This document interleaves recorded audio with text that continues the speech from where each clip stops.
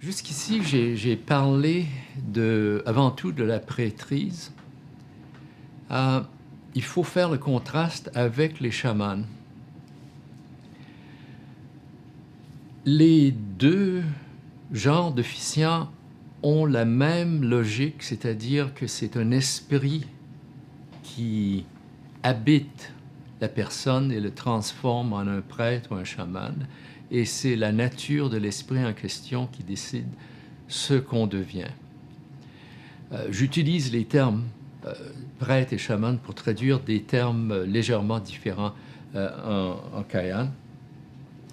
Ceux que j'appelle les chamans font essentiellement ce qui nous vient à l'esprit quand on parle de chaman, c'est-à-dire des extractions de maladies qu'ils font de façon directe. Donc, par exemple, ils vont se pencher sur un patient, commencer à sucer une partie du corps, et après cracher quelque chose. Certains d'entre eux ont même des objets, évidemment, qu'ils ont mis dans la bouche auparavant. Bien, tout ça, c'est essentiellement ce qu'on trouve partout dans le chamanisme. Une des choses qui est intéressante, c'est la réaction des gens vis-à-vis des prêtres et les chamans. Les prêtres sont toujours traités de façon extrêmement polie. Les chamans, par contre, sont vus comme étant un peu ridicules. En fait, tous les trucs que les chamans font quand ils sont possédés, parce qu'il faut qu'ils soient activement possédés par leur esprit, ils ont des voix différentes, et ainsi de suite. Tout le monde trouve ça très drôle, et ils rient beaucoup, mais ils considèrent que c'est efficace. Mais il n'y a pas de problème de rire de ça, c'est ce qu'on fait. Par contre, par exemple, dans les rituels, les rituels familiaux, un des éléments, c'est qu'il faut nourrir le prêtre. Et le prêtre mange à partir d'un plat séparé. Les Kayan marquent les relations sociales au point de vue de nourriture. Étant donné que c'est une société stratifiée, dans ces rituels-là, tout le village est invité à venir manger. Il y a un grand plat pour les gens du commun, il y a un petit plat pour les aristocrates, puis un autre plus petit pour le prêtre. Donc, aristocrates et gens du commun ne mangent pas ensemble, et le prêtre, il est autre chose. Et donc, ça marque vraiment la séparation. Et justement, de ce côté-là, la raison pour laquelle je pouvais être perçu comme un prêtre, c'était les prêtres, en général, disaient « Viens manger avec moi ». Donc, ça impliquait un lien de ce côté-là. Par contre, il n'est pas nécessaire de respecter les chamans. Ils sont souvent des gens qui sont un peu, comment dirais-je, spéciaux dans la vie de tous les jours. Ils sont un peu bizarres, etc. Ce qui, comme je dis encore, les empêche pas d'être des gens puissants de façon surnaturelle. Mais j'en ai moins parlé parce qu'on les voit moins souvent. C'est simplement pour des maladies de gorge, des trucs comme ça. C'est rien de tellement important. C'est vu comme étant secondaire. Il y a d'autres spécialistes, je ne sais pas si on peut les définir comme étant des spécialistes religieux, je pense que non. Des herbalistes, il faut qu'ils fassent des choses, il faut qu'ils fassent certains rituels, mais je ne décrirais pas ça comme étant des spécialistes rituels. À leur point de vue, ce qu'ils font, c'est quelque chose qui savent être un rituel, mais simplement pour donner de la puissance à l'herbe qu'ils ont choisie. Donc, c'est simplement une vie de tous les jours, de la même façon qu'il y a des gens qui vont prier ici avant de faire quelque chose dans les sports, ou ainsi de suite.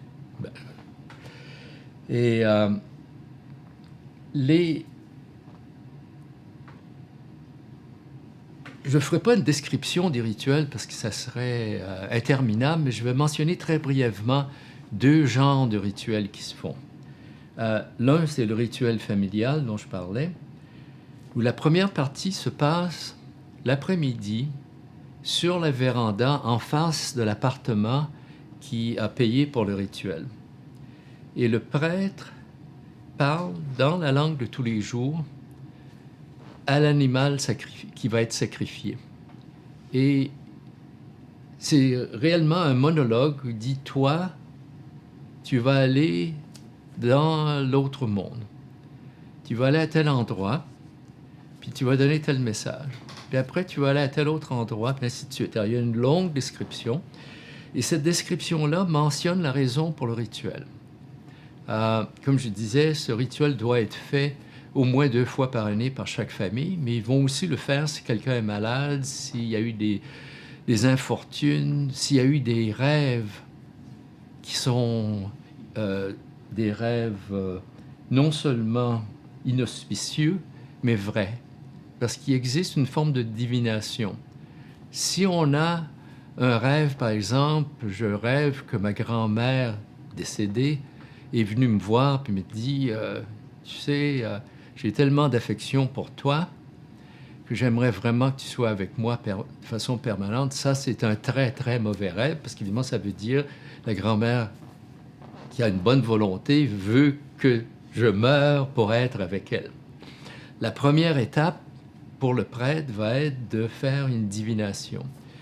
Il met un sabre, et les sabres Kahan sont concaves d'un côté et convexes de l'autre. Et sur le côté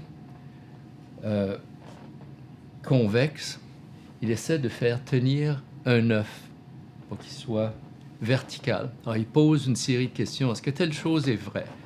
Si l'œuf tombe, la réponse est non. S'il se tient, la réponse est oui. Et la question est posée de plusieurs façons. Là, c'est la même chose. Si on regarde, par exemple, le film qui a été fait sur les Dinkas, c'est la même chose. Ils posent les mêmes genres de questions jusqu'à ce qu'on arrive à une réponse. Et dans certains cas, la réponse est non. Le rêve, il ne veut rien dire. Donc, tous les rêves ne sont pas la même chose. En d'autres termes, des fois, un cigare est simplement un cigare et rien d'autre. Mais si c'est quelque chose, à ce moment-là, il faut payer pour ce rêve-là pour l'enlever. Alors, à un moment donné, le prêtre, s'il est un homme, va égorger l'animal. Si le prêtre est une femme, il y a autant de prêtresses que de prêtres, il n'y a aucune différence de statut entre les deux. La seule différence, c'est qu'une prêtresse ne tue pas les animaux parce que ce n'est pas le travail des femmes. C'est les hommes qui font ça. Alors, quelqu'un le fait pour elle, ça n'a aucune signification rituelle, c'est elle qui dit quand ça va être fait. On égorge l'animal, on garde le sang pour en faire un bouillon, on le fait cuire, on va manger. Après, on revient sur la galerie. Et puis là, le prêtre va répéter essentiellement tout ce qu'il a fait, mais dans une autre langue. Et ça, c'est une langue que j'ai jamais appris. Ça prendrait plusieurs années pour le faire. Mais mon hypothèse pour le moment, c'est que cette langue-là est essentiellement un genre de fourre-tout où on a absorbé des mots de toutes sortes d'autres langues, simplement pour trouver des synonymes pour rendre la chose un peu plus distante. Mais on me l'a traduit, il y a suffisamment de gens qui le comprenaient pour dire il dit telle chose, et là maintenant il est à tel endroit, comme décrivait la géographie de l'autre monde, qui est une rivière. Alors on décrit tous les endroits où il y a les tributaires, et ainsi de suite, qui vit là, et ainsi de suite. Et il chante. Et ça, c'est en même temps un rituel et un acte artistique. Et dans certains cas, les gens vont engager un prêtre d'un autre village, il est reconnu pour avoir une très belle voix et être très bon à faire ça. Et c'est quand même assez attachant. Alors ça, ce sont les rituels familiaux. Les rituels du village, ce sont des rituels avant tout agricoles, prennent beaucoup moins de temps. C'est des choses qui vont durer 1 heure ou 2, mais qui sont là pour reproduire la structure du village. Un que je trouve particulièrement fascinant et touchant, c'est le rituel avant les semailles. Non, avant la moisson, excusez-moi. Les femmes sont allées à leur champ. Ils ont fait une première moisson, simplement quelques épis de riz. Et puis ils reviennent au village et ils attendent devant la maison. Puis quand tout le monde est revenu, ils se mettent en ligne, avec la première femme étant la personne qui vit dans l'appartement le plus en aval du village, et la dernière, celle qui est en amont. En d'autres termes, ils reconstruisent la structure du village. Et le but de ces rituels-là, c'est toujours justement de montrer que le village est une unité rituelle auquel tous appartiennent. Il y a d'autres rituels où les gens vont s'asseoir sur la véranda du chef, qui est beaucoup plus grande que celle des autres, pour cette raison-là en partie. Et le prêtre va encercler tous les gens avec son épée, qui sert de mur pour protéger de l'extérieur. Mais, comme je dis, il y a énormément de rituels. Il existe aussi des petits rituels qu'on fait au champ, etc. Ceux-là sont extrêmement brefs. Je dois également mentionner la question de ce qu'on pourrait parler de compétition religieuse. Quel était l'impact du christianisme dans la région? Quand je suis arrivé en 70, il y avait déjà un groupe missionnaire fondamentaliste qui avait fait certaines conversions, mais très peu chez les Kayanes. Il y avait un village Kayane qu'ils avaient converti.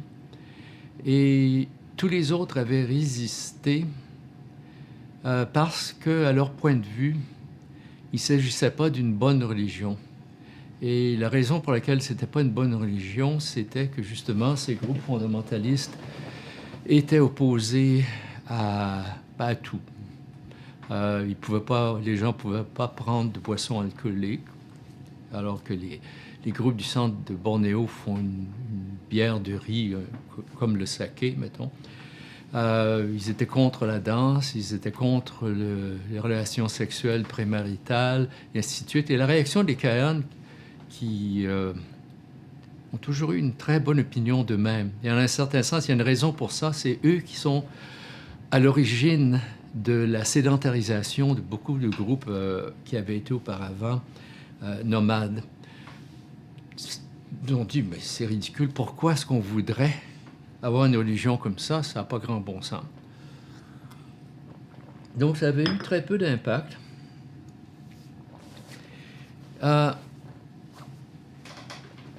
Il y avait certains individus qui s'étaient convertis au christianisme de mauvais gré, la raison étant que c'était une période où les gens commençaient à aller à l'école et certains d'entre eux allaient à l'école secondaire qui était beaucoup plus loin en aval, et là, ils avaient été christianisés. Et quand ils sont revenus, ils disaient ce qu'on leur avait dit, c'est-à-dire que si les parents ne se convertissaient pas, quand ils mourraient, ils seraient séparés de leurs enfants. Ils sont convertis parce qu'ils voulaient être avec leurs enfants quand ils mourraient, mais ils n'étaient pas contents d'avoir été forcés à le faire.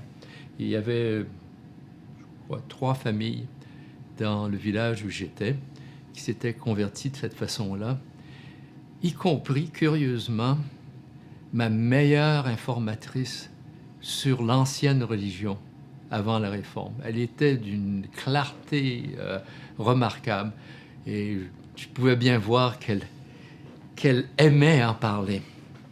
Alors, c'était comme ça. Vers le milieu de la 2e année que j'étais là, on a eu la visite d'un chef régional d'une autre région de Bornéo. Il était lui-même Kenya, mais il parlait le Kayan couramment. Et il faisait partie du parti dominant dans l'État de Sarawak. Et lui, son but, c'était d'unifier tous les groupes de l'intérieur pour des raisons politiques.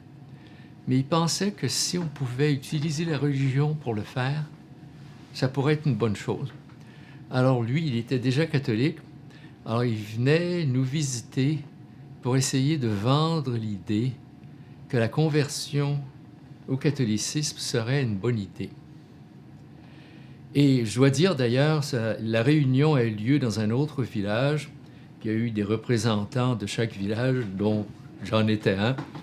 Et il a parlé de façon ininterrompue pendant 5 heures, dans une langue seconde, et c'est le meilleur discours que j'ai vu dans ma vie. C'était absolument une rhétorique brillante. Et quand je suis revenu à mon village, j'en ai donné un précis en 1 heure et demie. Et puis, toujours est-il que les gens commençaient à considérer ça, mais même là, même les aristocrates qui étaient intéressés à l'aspect politique rejetaient l'aspect religieux. Et ça a mené à rien, malgré qu'il ait amené avec lui un missionnaire néerlandais, Frans Bartman, qui était habillé entièrement comme un Kayan et qui avait fait une impression magnifique. D'ailleurs, lui a une histoire, c'est purement une parenthèse, mais plus tard, il a quitté l'Église religieuse et il est devenu un Swami en Inde. Ça, il y aurait une histoire à faire là. Toujours est-il que ce chef régional a réussi à convaincre l'évêque de la capitale, de Kuching, d'envoyer 2 missionnaires à Belaga, qui est le bazar. Et complètement par hasard, moi j'allais au bazar environ toutes les 3 semaines pour aller chercher mon courrier, avoir une bière tiède, parce qu'il n'y avait pas d'électricité là, manger à la place chinoise. Et puis je suis arrivé le jour du Nouvel An, qui est le seul jour de l'année où les marchands chinois ferment leurs portes, mais ils les ouvrent pour inviter les gens. Alors là, on fait le tour et surtout on boit énormément. Et les 2 missionnaires catholiques sont arrivés, ils venaient tout juste d'arriver, et puis ils ont été invités eux aussi. Alors, ils me suivaient parce ils connaissaient personne, puis moi je connaissais tout le monde. Alors, on est allé d'un étal à l'autre. Et puis, un des 2 avait appris comment boire et l'autre non. Alors, à la fin, celui qui était sobre et moi, on était obligés de porter l'autre à l'endroit où il vivait. Puis il était complètement sous. Alors, le lendemain, je retourne au bazar, puis il y a des gens qui m'approchent, des gens de différents groupes ethniques, ils me parlaient toujours au Kayan. Ils me disaient, hier, tu étais avec des missionnaires, hein? Oui. Ça, c'est des missionnaires chrétiens? Oui. Puis c'est pas la même chose que, là, il mentionnait le nom de l'autre groupe. Je dis, non, c'est un groupe différent. Ah, ça pourrait être une bonne religion. C'était un aspect diacritique important. Si on pouvait boire jusqu'à en être sous, peut-être qu'ils étaient un peu plus ouverts. Alors, ces missionnaires-là ont fait ce qu'ils ont pu. Ils ont d'ailleurs menti de façon éhontée en disant que les chamans, on pouvait les garder tout en étant catholiques. Puis quand ils avaient converti, certaines personnes disaient « Ah oui, on avait mal compris ». Ce qui n'est pas vrai, parce que je leur avais dit. Mais c'est là que j'ai découvert jusqu'à quel point on peut aller pour être missionnaire. Mais l'effet a été assez restreint et s'est appliqué seulement sur les villages en aval des rapides du Bakun. Moi, la région où j'étais, c'était en amont, qui était à cause de ces rapides vraiment beaucoup plus isolés, et c'est pas allé plus loin. Maintenant que le barrage du Bakun a été construit, toute la région a été détruite et ils ont forcé les gens à déménager près de Belaga. Et à ce qu'on me dit, la religion Bungan continue d'être là. Ils ne sont pas intéressés particulièrement à la conversion. Ils n'en voient aucun avantage. Donc, elle est toujours là. Bon, comme je disais au début, j'étais là pour ramasser des données pour ma thèse de doctorat. sur l'organisation sociale. Alors, ce que j'ai fait quand je suis revenu, j'ai écrit très rapidement un manuscrit d'environ 100 pages qui ramassait toutes les idées de base de ce que j'avais appris sur la religion. Et puis, après, je me suis tourné vers ma thèse. Et puis, j'ai trouvé un emploi à McGill. Et à la fin de ma première année à McGill, j'ai eu une bourse de recherche pour retourner à Bornéo pour justement compléter mon travail sur la religion Kayan. D'ailleurs, je dois dire que au moment où je suis arrivé à Bornéo en 1974, je me suis dit, mais il faut que je sois complètement stupide. J'étais évidemment complètement épuisé après ma première année où j'avais écrit tous mes cours à partir de zéro. Parce que justement, les cours, je ne pouvais pas utiliser les cours que j'avais eus quand j'étais au premier cycle parce qu'ils étaient... Ce que j'enseignais, c'était les cours les plus terribles que j'avais eus. Donc, il n'y avait rien à glaner dans mes notes de cours. J'ai édité un livre sur le centre de Bornéo, etc. Je m'occupais de la succession de mon père, parce que mon père était mort pendant que j'étais à Bornéo, etc. Je me dis, j'aurais dû prendre un congé plutôt que d'aller à Bornéo. Toujours est-il que j'arrive au village où j'étais. Le village était presque abandonné parce que les gens étaient au champ. Et le grand prêtre était au village parce qu'il avait une crise d'éléphantiasis. Donc, ses jambes étaient énormes, il pouvait aller nulle part. Et lui avait toujours été un informateur très réticent. Il était très peu sociable, et ainsi de suite. Alors, j'avais toujours la difficulté d'avoir les renseignements que je voulais. Mais dans ce cas-là, il était tellement content d'avoir quelqu'un à qui parler qu'en 11 jours, j'ai fait ce que je pensais faire pendant tout un été. Et il y avait un autre aspect qui était intéressant, c'était que mes voisins d'un côté, leur appartement s'était effondré. Alors, ils avaient déménagé dans mon appartement. Alors, quand je suis arrivé, j'ai dit, bon, ben, je vais vivre avec vous. Et lui, il était le mari était un prêtre, lui aussi. Alors, lui, il allait travailler au champ, puis il revenait le soir. Il me disait, ben, qu'est-ce que tu as fait aujourd'hui? Et puis, ce que j'avais fait tous ces jours-là, c'est que j'enregistrais notre conversation avec le prêtre. Auparavant, il n'avait jamais voulu. Il trouvait ça trop crispant. Et là, ça ne le dérangeait plus. Il écoutait l'enregistrement. Puis là, il me disait, oui, OK, là, j'ai quelque chose à te dire. J'enlevais la cassette, j'en mettais une autre. Puis il me disait, il a entièrement raison, ce qu'il dit. Mais ça, c'est un rituel de la section d'Ouma Leçon. Nous, les vrais d'Ouma Barang, on fait ça de telle façon. Alors, j'avais tous les jours un commentaire extrêmement clair et intéressant. Alors, en 11 jours, j'ai fait tout ce que je voulais. Puis finalement, d'ailleurs, j'ai eu mon congé parce que là, j'ai passé le reste de l'été dans une maison dans les champs, simplement à passer l'été avec une famille à laquelle j'étais très attaché. Une autre chose que j'ai fait était que dans l'intervalle entre mes deux terrains, le Tom Harrison, qui avait été le directeur du musée de Sarawak de 1945 à 1966, m'a donné toutes ses archives sur le centre de Bornéo.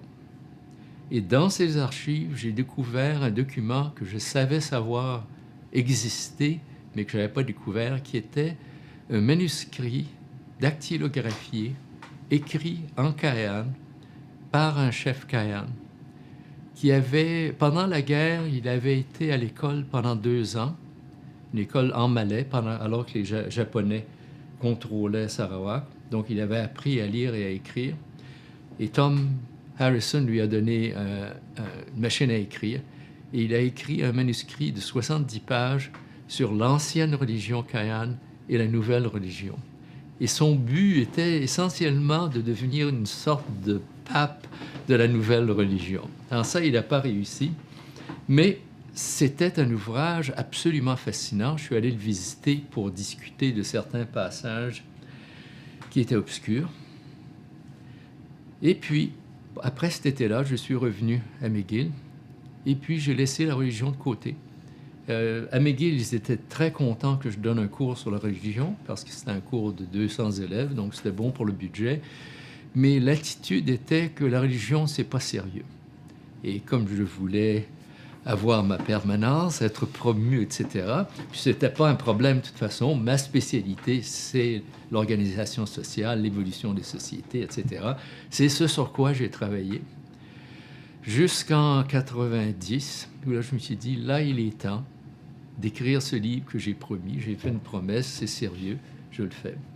Alors, j'ai écrit le livre qui a été publié par la suite en Hollande sur la religion Kayan, en utilisant les notes que j'avais eues, que j'avais prises quand j'avais quitté le terrain, mais aussi je me suis aperçu qu'il y avait des tas d'aspects que je n'avais pas écrits à cette époque-là parce qu'ils étaient trop évidents.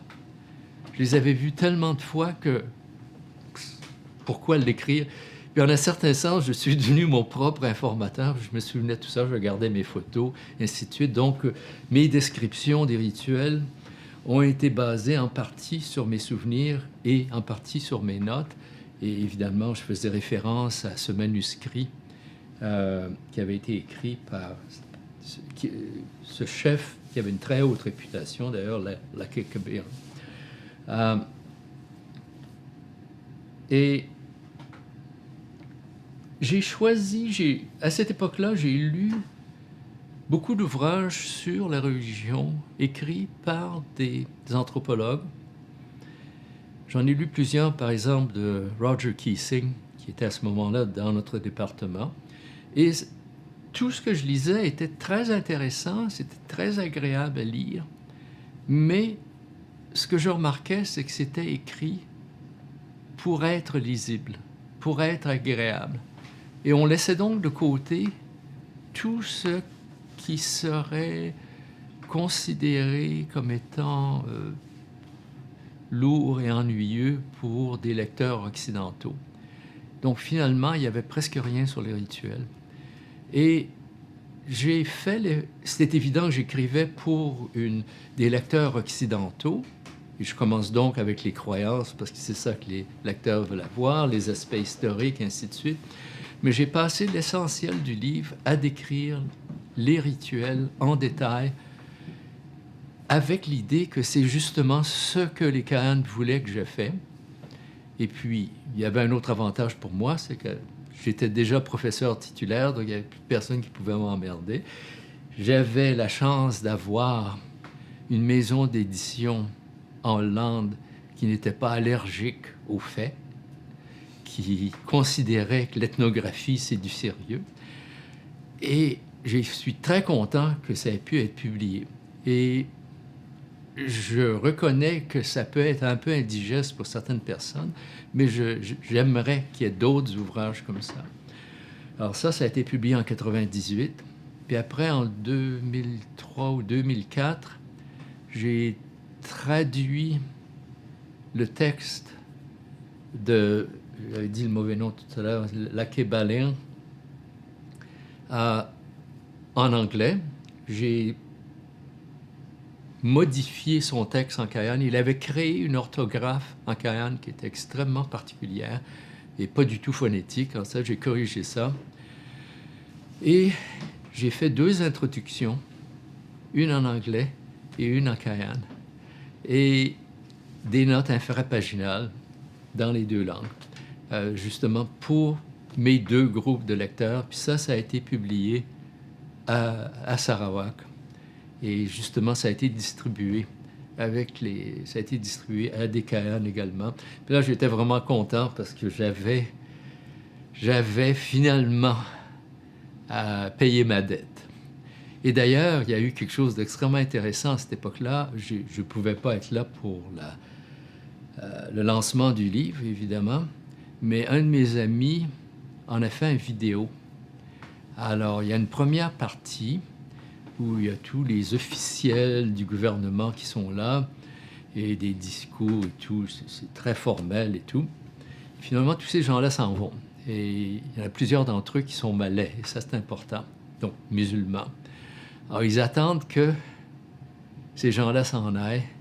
Puis là, un prêtre s'adresse à Bungan, la divinité centrale de cette nouvelle religion, pour lui dire: Lirong nous a finalement produit ce livre-là. C'est le livre de Lakib Baling, mais avec une traduction, ainsi de suite. Puis après, il dit: Bungan,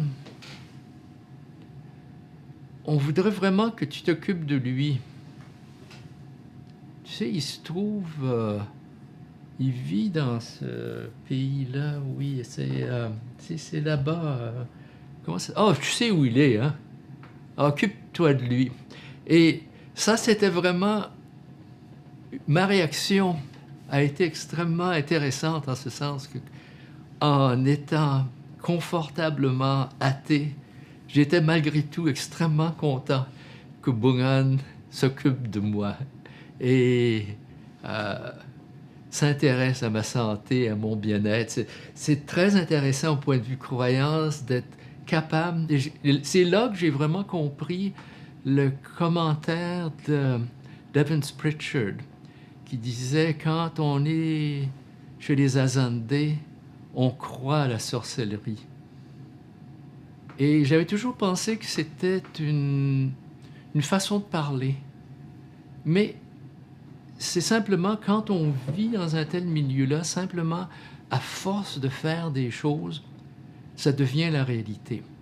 Comme par exemple, et je finirai sur cette anecdote-là, un des tabous qui est resté dans la religion Bungan, c'est que si quelqu'un est allongé à terre, et les jambes allongées, on ne peut jamais marcher au-dessus des jambes de cette personne-là.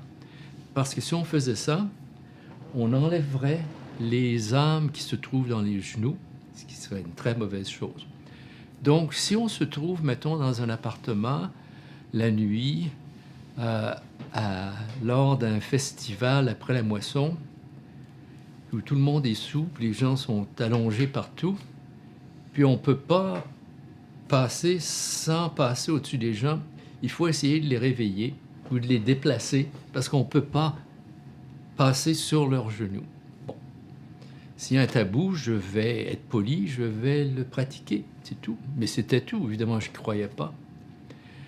Et moi-même, en 72, je reviens ici, avant de retourner à Cambridge. J'étais à un party où j'étais assis à terre, puis quelqu'un passe au-dessus de mes jambes.